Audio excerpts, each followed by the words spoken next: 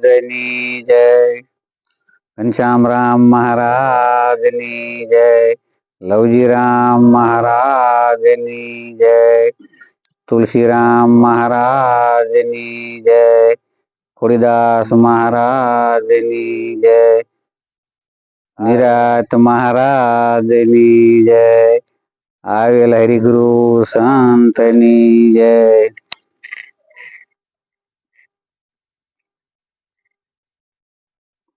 संत मिलन को जाइए तेजी मान मोह अभिमान जो जो आगे पाव धरे कोटि यज्ञ समान.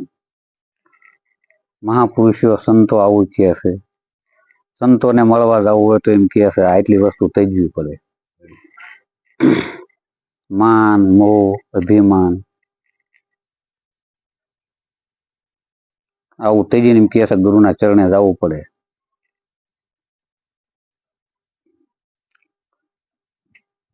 તો જ્યારે પાંડવે કે અશ્વમેઘ યજ્ઞ કર્યો તારે એમ કહે છે કે સોનાનો નળિયો થાય. પછી એમને અશ્વમેઘ યજ્ઞ કર્યો. બધા માણસો ઘણા સંત મેળાવડા ઘોડ્યા કરી અને માણસોને જમાડવાનું એમને ચાલુ કર્યું.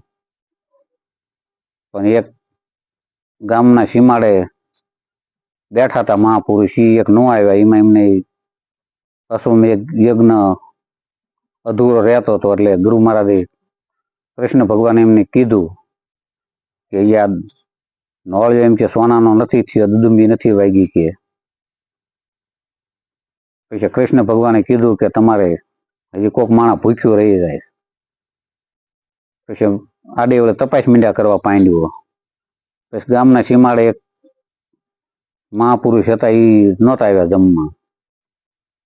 પછી જાય અહીંયા ધર્મરાજા કે પ્રભુ પધારો, અમે આ અશ્વમેઘ યજ્ઞ કરવી છીએ અને તમે આવીને પ્રસાદ જમો તો અમારો અશ્વમેઘ યજ્ઞ પૂરો થાય.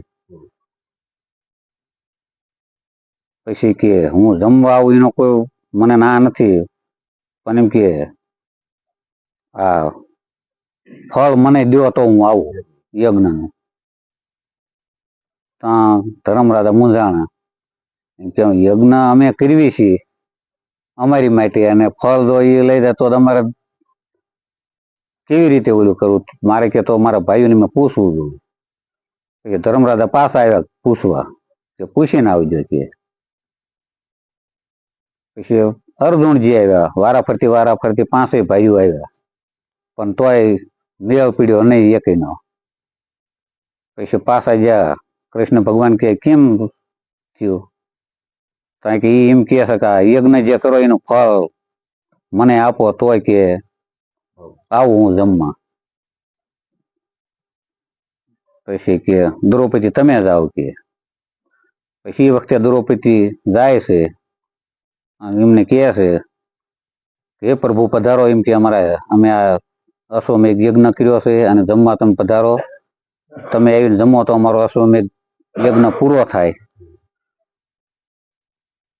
પછી એમને એ જ પ્રશ્ન કર્યો મહાપુરુષે કે હું જમવા આવું, પણ કે મને એનું ફળ તમે અશ્વમેઘ યજ્ઞનું આપો તો હું આવું. કે કેટલા યજ્ઞનું તમારે ફળ જોતું હશે કે તમે કયો એટલા યજ્ઞનું ફળ આપું કે. પછી એ વખતે આ દ્રૌપદી બોલે છે કે સંત મિલન કો જાઈએ તેજી માન મોહ અભિમાન જો જો આગે પાવ ધરો કોટી યજ્ઞ સમાન. જેટલા કે પગલા ભરતી એ બધા યજ્ઞ સમાન જ છે. આમાં જેટલા તમારે જોતો હોય એટલા યજ્ઞનું ફળ તમે ગુરુ મહારાજ લઈ લો ને હાલો જમવા. પછી એ કે છે એ વખતે ગુરુ મહારાજ આવ્યા જમવા ધીમ્યા અને એ યજ્ઞ પરિપૂર્ણ થયો. આટલું કઈ મારી વાણીની વિરામ. બોલો સદગુરુ મહારાજની જય.